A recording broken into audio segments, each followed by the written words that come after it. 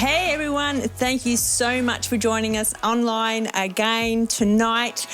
We are going to have a chat with some of our regular Coastside Church family, and we're going to have a chat to our newlyweds, our recent newlyweds, Mr. and Mrs. Brendan and Tegan Bruin. So guys, welcome.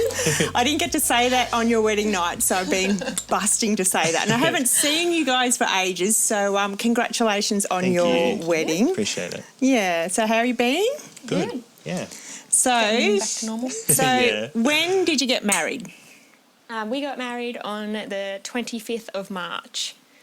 And when were you meant to get married?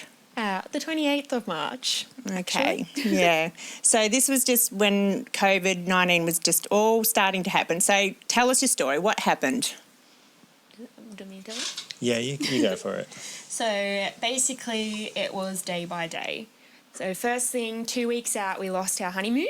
Yeah. So that had to be postponed. So we were just going to do something in Australia. That was our plan. We'll just go to like Noosa or Byron or somewhere and just chill out for a few days. And then the closer it got to the wedding, so I think we got to maybe the week before, and they dropped it to 100 people. And we were cool, we were fine, we had under 100 people anyway. And then they brought in the 4 square metre rule, which made it tighter, but we had an outdoor venue, so we were still good. Sneaking in. Yeah. And I think it was Sunday night, they announced it had to be like 10 people. So it went from 100 to 10 real quick. Yeah. And then it was the Tuesday before, so it was the 24th of March. We were watching Frozen 2, like real adults, and I got a message. And you were watching that too, Brendan? Oh, I was being a supportive fiancé. Of course I was. My choice. I was emotional. Yeah. And then I got a message from my big sister, and she's like, "Oh, are you watching ScoMo's announcement?" Yeah. And I was like, "Oh no, we're watching Frozen, haha." And then Cherie messaged me and was like, "Are you watching it?" And I was like, "Oh, I really feel like I should be now." And then I saw it. So, yes, the announcement was as of midnight on the 25th of March, you could only have 5 people. And I was willing to give up so much. Yeah. I wasn't giving up our bridal party being there. Yeah. So I can actually remember because we'd had a meeting at Mark and Cherie's that night, and so then we sat down, we paused the meeting because this new announcement was happening, and so I can really remember that night, and then I can remember him announcing that it's only down to 5 people, and we just went, our hearts just really sank for you guys because it just kept getting bad news after bad news after bad news. So we got that announcement. So then what did you do? You just thought, let's do it. well, first I cried. Yeah. For the 15th time that week. And then I FaceTimed Tori and I was just in tears. I was like, what do? I can't choose between my 3 best friends. Yeah. Like, they're been in my life for so long. And I was like, and I want you there, obviously. Yeah. And I was like, but how do you choose? And then I got a message from Cherie at like 10:30 and she's like, want to get married tomorrow? And so we were like, okay. Yeah. And then We didn't have a literally, choice. like, there was no choice. Yeah. So, yeah. For you to have your whole bridal party, there was no choice. yeah. And so. Tori and Matt, literally, as soon as we said, yep, they hopped in the car, packed the car and Wow. came straight up. So Wow. Yeah. got there at 1 a.m. Wow. That's Our crazy. bridal party pulled through. Yeah, they so, did. yeah, I've heard that it was an amazing day, and I hope that there'll be some photos that will probably come up as you're watching this because your photos were so stunning. I know. It's So, insane. yeah. We were honestly like, all our vendors were incredible. Yeah. Like, yeah, everyone seemed to pull it through. Yeah. And they found out, like, I messaged them at 11 o'clock the night before. Wow.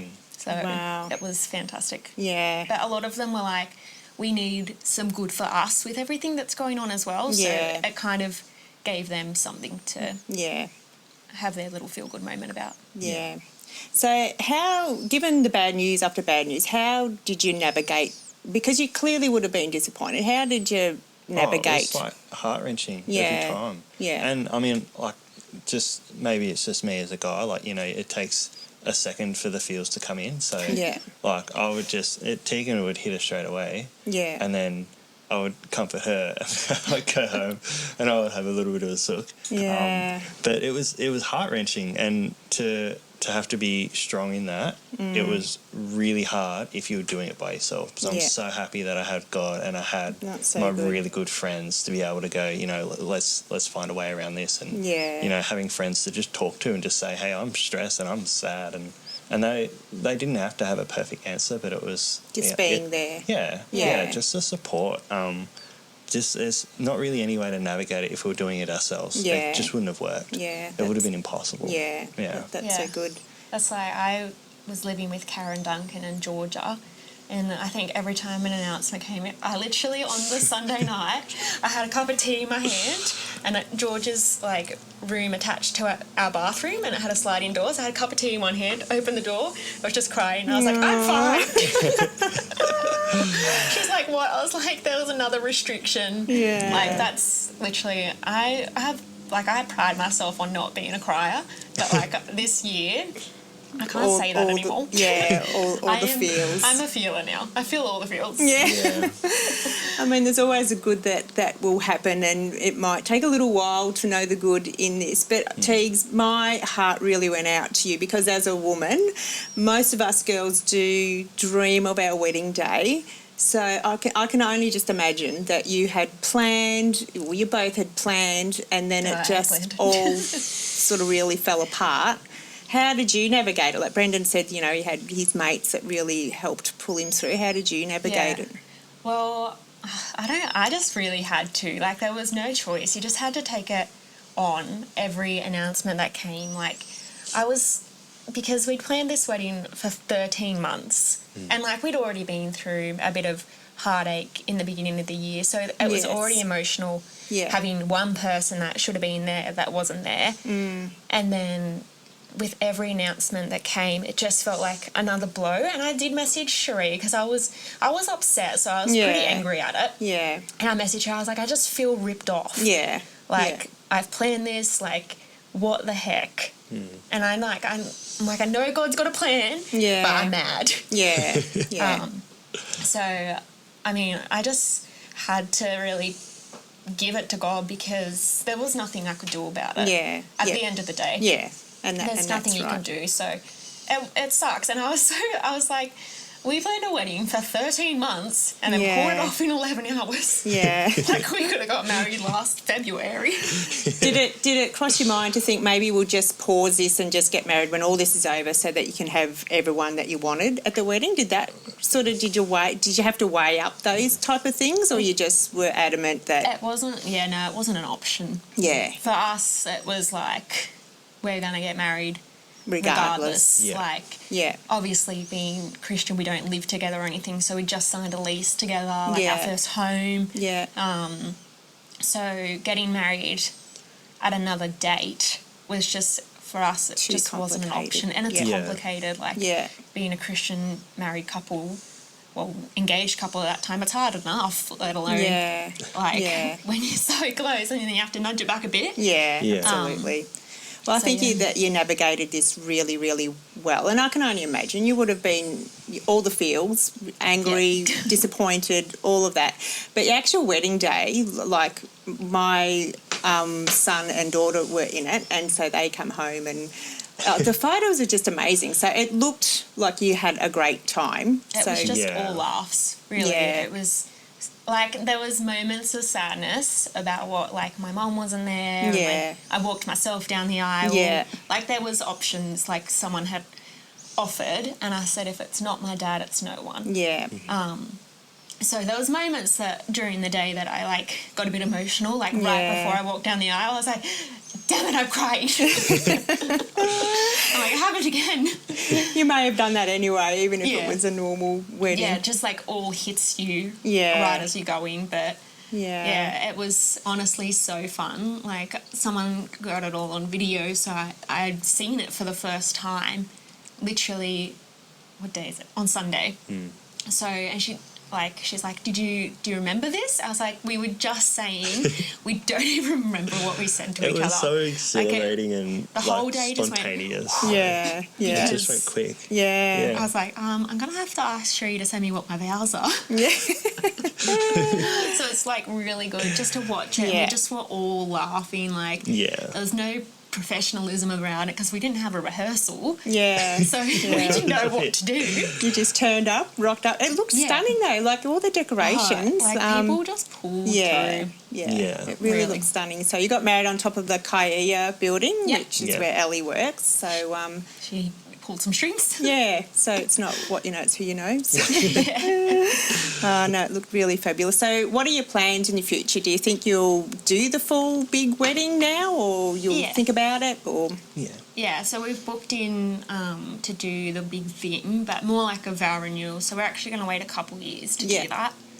So we've booked it already for 2022. Okay, I'll lock that in straight away. And then just save and just like there's no rush anymore, so we can we just like got our house all set up and we'll just like I don't know, we'll go on our honeymoon next year. Like go to Bali. Just do everything. We've got a holiday booked in already. That's great. It's great. And And then so good. We can take a second honeymoon because I get a second wedding, so I don't know. Absolutely. Maybe we can go on another holiday and we can just keep telling people it's a honeymoon. Yeah, so maybe we can freeze Technically, absolutely. Just milk that for all it's worth. And who else gets to wear your wedding clothes? Yeah. Twice. Yeah, that's so I'm good. getting the second dress too. Oh, are you? Why not? Why not? No, I'll wear the original to the formal part of it. Yeah, and then just get a party dress. That sounds very cool. So, guys, you're both working, but you weren't to start off with, were you? So you weren't working, but now rules are relaxing a bit. So you're both working. So how's being back at work and back into? It's good. Yeah. Like Tegan was saying, how good will it be when we go back to work? And we can come home and say, how was your day? Because we didn't spend every second together and know. We didn't know. Yeah, we didn't know. Yeah. It was a surprise. Even if it was like, it was good. Like we didn't know that yet. Yeah. So it's really good. Yeah. It's good to, it was awesome to have like time together. Yeah. And now it's awesome to get back into the real world and slowly go into that. And it's good because it's like a slow transition, I guess. And it's easier. So how many weeks did you have off before you started working? You had a good, what? I think about 6. Yeah, about 6 weeks. Because I took from the 20th of March off. Yeah. And then I went back to work the end of April. Okay. So... yeah, it was weird. My boss rang me and she's like, do you want to come back to work? I was like, yes. Yeah. So it was like really lovely, like that we got to spend so much time together. Yeah, that's... And really just, I mean, if you can't survive isolation as Absolutely. newlyweds, you can't survive that. That's been thrown into it, isn't it? That's just really like been thrown into it. Yeah, being married and then you're locked down. Yeah. So, and I'm like someone who I need me time as well. So we just really respected each other in like knowing when we just needed to leave the rooms and go to separate rooms and just have your alone time. Like Brendan would just play like Xbox with his mates and I would watch something on Netflix or like something stupid. So how are you navigating? So do you just talk about it? Like when things sort of come up, do you just go, hey, this is how I'm feeling? You just sort of have a chat about it? I guess it was always kind of in place though. Yeah, Even long in our relationship, it was always like, hey, I just need a me night, and that was cool. Yeah. And it was just having that open communication of just accepting that they just need me time and I just need me time too. So it was just really just keeping things open and honest. It was, the only thing that changed was we started living together. We were forced to stay in the same house, but we could still have space. Yeah. And it was just about communication. Yeah, that's really good because, you know, some couples still struggle with that too. So you recommend communication and being honest and... Yeah. So good. Definitely if you're stuck in a 2-bedroom house for 4 weeks and you cannot leave, communication is key. Is the key. It is the way to get through. Do you reckon God, you know that verse that we say that all things work together for good for those that love the Lord, do you reckon that there'd be a good in this? You still may not be able to see it now, but do you think... Yeah, for sure. Yeah. Definitely. We say, like, I said to Brendan literally the other day, and I was like, this is just what it was supposed to be. Yeah. And at the end of the day, God knew that. God knew what was going to happen. Yes. And I think you know, as much as I would have loved the Band-Aid to be ripped off and they just said, yep, 5 people at your wedding, that's it. I think step by step, having each little thing announced just gave me a little piece to grieve at a time, because God knew what I'd been through. He knew that this year was already a little bit rickety for me. So by just peeling it back a little bit at a time, letting us grieve that bit and then do everything else. But it was perfect, honestly. Yeah, it was. It really looked at. I was sad that I missed it, but fantastic to catch up with you guys. Yeah. It's and congratulations again from all of us at Coastside Church, and thank you so much for coming out tonight. And loved hearing your story and loving your new hairdo, Teagues. Thanks. Yeah, it looks really good. So thanks, guys, and I hope that you got some encouragement out of this, and I just loved hearing Brendan and Teagues' story. So have a fantastic weekend, and we will catch up with you next week.